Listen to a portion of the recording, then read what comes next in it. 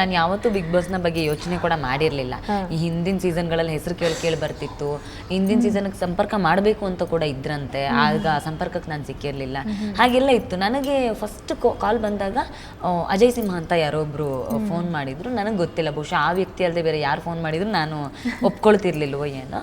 ಆದ್ರೆ ಅವರು ಎಷ್ಟು ತುಂಬ ಜಾಣ್ಮೆಯಿಂದ ಮಾತಾಡಿದ್ರು ಅಂದರೆ, ಅವರು ಒಂದು 15-20 ನಿಮಿಷ ನನ್ನ ಹತ್ರ ಬಿಗ್ ಬಾಸ್ಗೆ ಫೋನ್ ಮಾಡಿದ್ದೀನಿ ಅಂತ ಮಾತಾಡಿಲ್ಲ. ಯಾರೋ ನನ್ನ ಭಾಷಣ ಕೇಳಿರೋ ಅಭಿಮಾನಿ, ಯಾರೋ ಕಾರ್ಯಕರ್ತರು ಅನ್ನೋ ಥರ ಮಾತಾಡಿ ನನ್ನ ಸಾಮಾಜಿಕ ಚಟುವಟಿಕೆಗಳ ಬಗ್ಗೆ ಎಲ್ಲ ಮಾತಾಡ್ತಾ ಒಂದು ವಿಶ್ವಾಸಕ್ಕೆ ತಗೊಂಡ ನಂತರ ನಾನು ಬಿಗ್ ಬಾಸಿಂದ ಕರೆ ಮಾಡ್ತಿದ್ದೀನಿ ಅಂತ ಮಾತಾಡಿದ್ರು. ಸೊ ಬಹುಶಃ ಅವ್ರು ಆ ವಿಶ್ವಾಸ ಬರದೆ ಹೋಗಿದ್ದಿದ್ರೆ ನಾನು ಅದ್ರ ಬಗ್ಗೆ ಯೋಚನೆ ಮಾಡ್ತಿರ್ಲಿಲ್ವೋ ಏನೋ. ಬಿಗ್ ಬಾಸ್ ಅಂದ ತಕ್ಷಣ ಫೋನ್ ಕಟ್ ಮಾಡ್ತಿದ್ದೆ ಅನ್ಸುತ್ತೆ.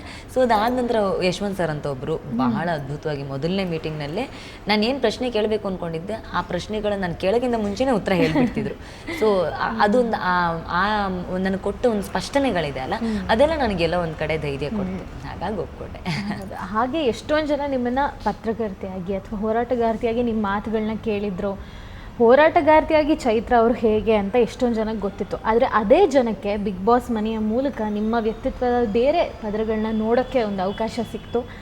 ಅವರಿರ್ಬೋದು ಅಥವಾ ಹೊಸದಾಗಿ ಪರಿಚಯ ಆಗಿರುವಂಥ ಈಗಿನ ಹೊಸ ಜನತೆ ಹೊರಗಡೆ ಬಂದಾಗ ಅವರ ಇಂಟರಾಕ್ಷನ್ ಹೇಗಿತ್ತು ನಿಮ್ಮ ಜೊತೆ? ಯಾವ್ದಾದ್ರು ಇಂಟರಾಕ್ಷನ್ ಹೊಸದು ಅಂತ ಅನ್ನಿಸ್ತಾ? ಇಲ್ಲ, ನನಗೆ ಆಶ್ಚರ್ಯ ಆಯಿತು. ಯಾಕಂದರೆ ನಾನು ಅಂದ್ಕೊಂಡಿದ್ದೆ ಒಳಗಡೆ ಜನ ಏನು ಮನೆಯವರೆಲ್ಲ ಏನು ಅಭಿಪ್ರಾಯ ಕೊಡ್ತಿದ್ದಾರೆ, ಕಳಪೆ ಅಂತ ಕೊಡೋರು, ಮತ್ತೊಂದು ಕೊಡ್ತಿದ್ರಲ್ಲ. ಸೊ ನನಗೆ ಅದನ್ನೆಲ್ಲ ನೋಡಿದಾಗ ನಂಗೆ ಅನ್ಸೋದು, ಇಲ್ಲ ಹೊರಗಡೆ ಜನ ಫುಲ್ ನೆಗೆಟಿವ್ ಆಗಿರುತ್ತೆ, ಜನ ನನ್ನನ್ನು ಹೇಗೆ ನೋಡ್ತಾರೋ ಅನ್ನೋ ಬಹಳ ಆತಂಕ ಇತ್ತು. ಅದು ಹೊರಗಡೆ ಬಂದ ತಕ್ಷಣ ಆಶ್ಚರ್ಯ, ಪ್ರತಿಯೊಬ್ಬರು ಇಲ್ಲ ನೀವು ಒಬ್ಬರೇ ಆಟಾಡಿದ್ದು, ಪ್ರತಿಯೊಂದು ಸಂದರ್ಭಗಳನ್ನ ಎದುರಿಸಿದ್ರ ಬಗ್ಗೆ ಮಾತಾಡ್ತಿರೋದು ನೋಡಿ ನನಗೆ ಆಶ್ಚರ್ಯ. ಅರೆ ಜನ ಈ ರೀತಿ ದೃಷ್ಟಿಕೋನದಲ್ಲಿ ನೋಡಿದಾರಾ ಅನ್ನೋದು ನೋಡಿ ನಂಗೆ ಆಶ್ಚರ್ಯ ಆಯಿತು. ಒಂದು ಪುಟ್ಟ ಮಗು, ನನಗೆ ಆಶ್ಚರ್ಯ ಇವತ್ತು ಈಗ ಒಂದು ಇಂಟರ್ವ್ಯೂನಲ್ಲಿ ಒಂದು ಪುಟ್ಟ ಮಗು ದೂರಿಂದ ಓಡ್ ಬಂತು, ಚೈತ್ರಕ್ಕ ನೀವು ಇರಬೇಕಾಗಿತ್ತು, ನಾನು ನಿಮ್ಮನ್ನು ನೋಡ್ತಿದ್ದೆ. 2-3 ವರ್ಷದ ಮಗು ಅನ್ಸುತ್ತೆ. ಇನ್ನೊಂದು ಮಗು ನಮ್ಮ ಪತ್ರಕರ್ತರದ್ದು ಒಬ್ರದ್ದು ಮಗು, ಆ ಮಗು ನನಗೆ ಫೇವ್ರೆಟ್ ಚೈತ್ರಕ್ಕ ಅಂತ ಅವ್ರು ವಿಡಿಯೋ ತೋರಿಸ್ತಾ ಇದ್ರು. ನಾನು ಎಲಿಮಿನೇಟ್ ಆಗಿ ಹೋಗ್ತಾ ಇರ್ಬೇಕಾದ್ರೆ ಅಪ್ಪಂಗೆ ಹೊಡ್ಕೊಂಡು ಅಳ್ತಾ ಇದ್ದೆ, ನಾನು ಹೋಗ್ತಾ ಇದ್ದೀನಿ ಅಂತ. ಸೊ ಅದೆಲ್ಲ ನೋಡಿದಾಗ ನಾನು ತಲುಪಿರುವ ಜನವರ್ಗ ಇದೆಲ್ಲ, ಅದ್ರ ಬಗ್ಗೆ ನಂಗೆ ಬಹಳ ಗರ್ವ ಇದೆ, ಬಹಳ ಖುಷಿ ಇದೆ.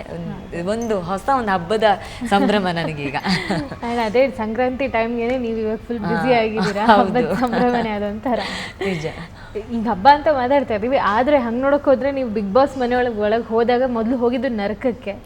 ಅಂದ್ರೆ ಅದೊಂಥರ ಬೇರೆ ರೀತಿಯ ಅನುಭವ ಅಂತ ಹೇಳ್ಬೋದು. ಆ್ಯಂಡ್ ಕಾನ್ಸೆಪ್ಟೇ ಮೊದಲನೇದಾಗಿ ಬಿಗ್ ಬಾಸ್ ಶುರು ಮಾಡಿದ್ದು ಕಾನ್ಸೆಪ್ಟ್ ಆಗಿತ್ತು.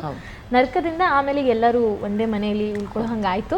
ಆ ನರ್ಕದ ಅನುಭವದಲ್ಲಿ ಇದನ್ನೇನೋ ಕಲಿತೆ, ಇದನ್ನೇನೋ ಬಿಟ್ಟು ಬಂದೆ ಅಂತ ಹೇಳೋದಾದರೆ ಏನಿರ್ಬೋದು? ಸಾಕಷ್ಟು ಕಲ್ತಿದ್ದೀನಿ. ಬಹುಶಃ ನರಕದ ಅನುಭವ ನಾವು 7-8 ಜನ ಏನು ಅನುಭವಿಸಿದ್ದೀವಲ್ಲ, ನಾವು ಅದೃಷ್ಟವಂತರು. ಯಾಕೆಂದ್ರೆ ಆ ನರಕದ ಅನುಭವ ಉಳಿದಿರುವ ಸ್ಪರ್ಧಿಗಳಿಗೆ ಸಿಕ್ಕಿಲ್ಲ. ಆ ನರಕದಲ್ಲಿ ಆ ಹಸಿವಿನ ಜೊತೆಗೆ ನಿಂತು ಆಡೋದಿದೆ ಅಲ್ಲ, ಒಂದಿಡೀ ಬದುಕನ್ನು ನಿಮಗೆ ಕಲಿಸ್ಬಿಡುತ್ತೆ. ಹಸಿವಿನ ಬೆಲೆ ಗೊತ್ತಾಗುತ್ತೆ, ಒಗ್ಗಟ್ಟಾಗಿರೋದ್ರ ಬೆಲೆ ಗೊತ್ತಾಗುತ್ತೆ. ಯಾಕಂದ್ರೆ ನಾವು ನರಕದಲ್ಲಿ 7 ಜನ ಇದ್ವಿ, ನಮಗೆ ಸೌಕರ್ಯಗಳಿರಲಿಲ್ಲ, ಒಂದು ವಾಶ್ರೂಮ್ಸು ಮತ್ತೊಂದು ತುಂಬ ಸಮಸ್ಯೆಗಳಿದ್ವು. ನಾವು ಊಟ ಸರಿಯಾಗಿರ್ತಿರ್ಲಿಲ್ಲ, ಬರೀ ರಾಗಿ ಗಂಜಿ ಕುಡ್ಕೊಂಡು ಇನ್ನೇನೋ ಮೊಸರನ್ನ ಇನ್ನೇನೋ ತಿನ್ಕೊಂಡಿರ್ತಿದ್ವಿ, ತುಂಬ ಹಸುವಾಗೋದು. ಅದೆಲ್ಲದ್ರ ನಡುವೆ ನಮ್ಮಲ್ಲೊಂದು ಒಗ್ಗಟ್ಟಿತ್ತು.